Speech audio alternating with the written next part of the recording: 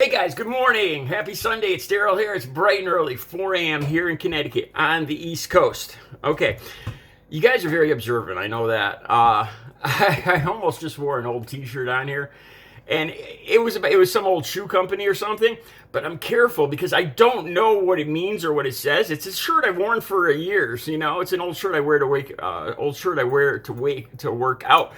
But in the back of my head, I'm like, these guys are so observant, and I don't know exactly what it is or the company is, so I gotta be careful because I'm not, I know you guys are observant. That's great. That's a good thing.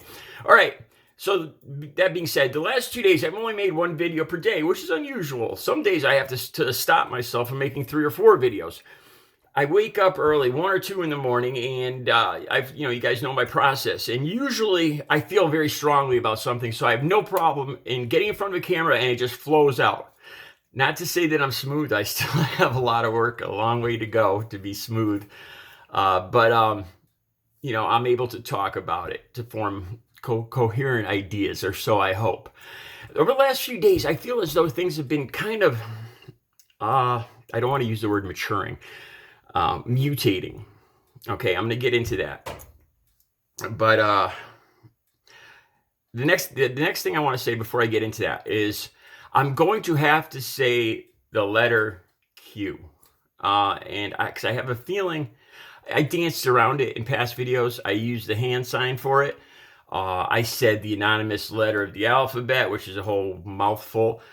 And this is the thing. This isn't something that I feel good about, but I have a feeling that it's not going away, that the Q situation is kind of mutating into a political party, actually. I mean, most basic people, citizens like me or you guys, I have a vague idea of the story behind this Q nonsense, this conspiracy. But I get a feeling that it's mutating into a more saleable, mainstream, more palatable mainstream, and I wouldn't be surprised if it became it turned into some kind of a political party, actually. I think we're starting to get an idea of how Trump is going to sit in all this. All right, this is the feeling over the last few days. Like I said, I only made one video each day over the last couple of days because I've been just sitting back and kind of observing, like with Marjorie Taylor Greene. I still have a hard time with that name. She seems to be becoming a very prominent figure. Liz Cheney on the as a whipping girl on the other end of it. Goats, like I said, I have a hard time with these names, but I've been observing kind of what's going on, and let me tell you what I think here. All right, I get this feeling now as we're watching Donald Trump. We all had this feeling that he was going to be more prominent in future politics, but I'm starting to get the feeling that he's going to be more of a I don't even know how to put this. I don't want to say like a sage that's sitting in a cave somewhere, a wise man or something. I think that's how his followers view him.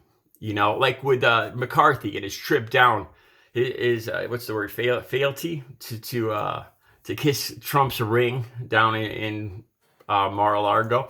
I'm starting to get that feeling that he doesn't have that much power, but yet I think he's going to be somebody they defer to for a long time. Okay, the Republican Party. When I was younger, it was definitely a party of. I grew up in a upper middle class suburban town here in Connecticut, which is perceived as a wealthy state. It's a state of a wide difference in income. So let's just leave it at that. But 20, 30 years ago, we perceived Republicans as the people that went to church, the mom, the dad, the tie, the car salesman, making good money. You had this picture of wealthy, not religious, but they appeared to be religious. They appeared to be godly. And that was our view of Republicans. And it feels like the party is breaking apart or mutating now into this land of Q.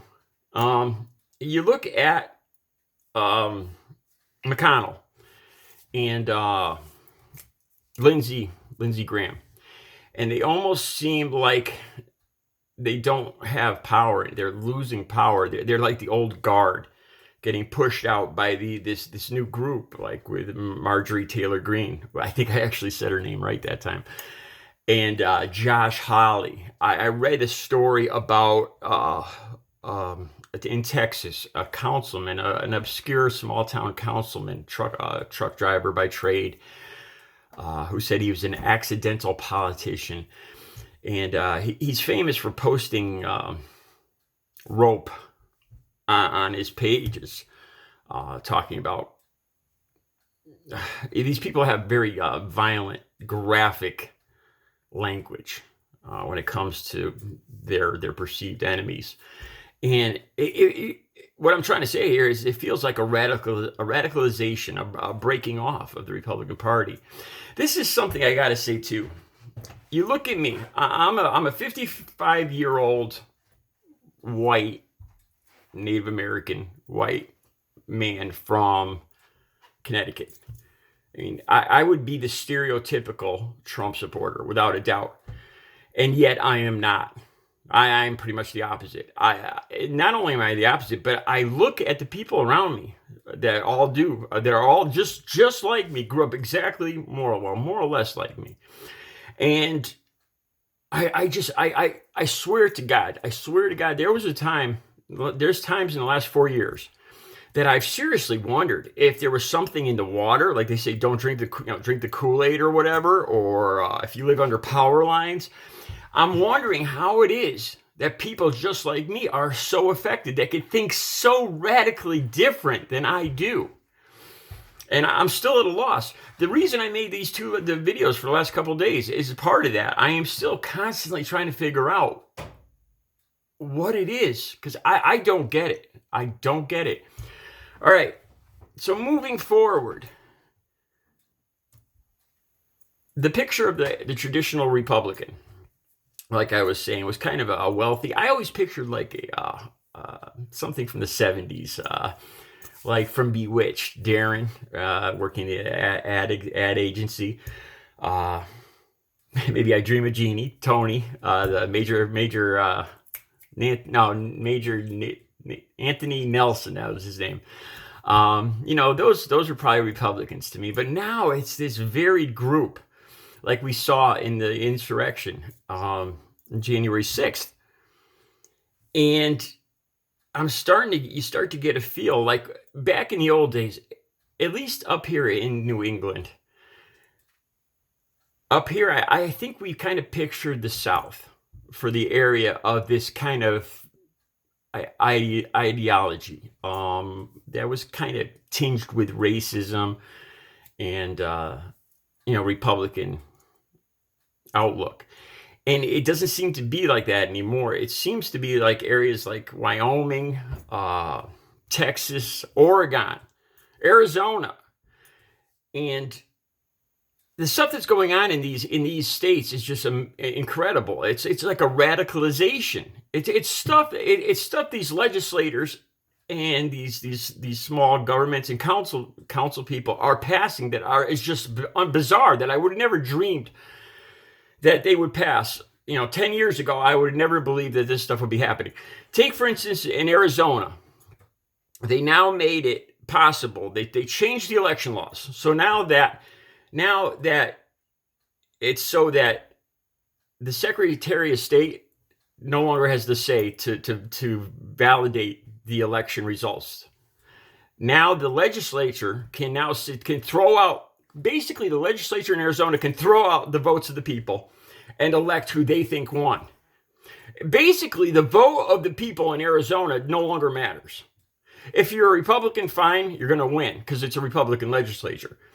But they've now made it legal for the Republican legislature in Arizona to just throw out the votes of an election that they don't like.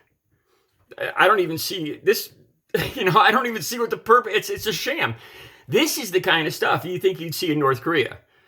You know, where you have a vote for show, an election that does this kind of just for show, where a politician wins 99.9999% of the vote, and that 0.0001% ends up going missing. Some, ends up that one person that voted against that person ends up disappearing, and that's reality in Arizona now. I posted a video on my community page from MSNBC. It's a reporter from Politico talking about her trip to Wyoming, and I urge you guys to watch this because it's troubling.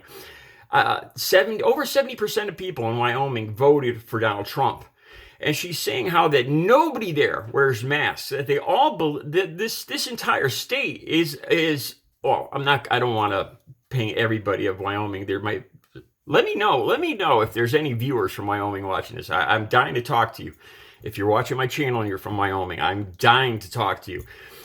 Because from this MSNBC piece, it really sounds like most of Wyoming is of the Q mindset, that the whole COVID-19 thing is a hoax. This reporter, like I said, I urge you guys to watch this. The reporter says how they wouldn't even talk to her unless she took off her mask.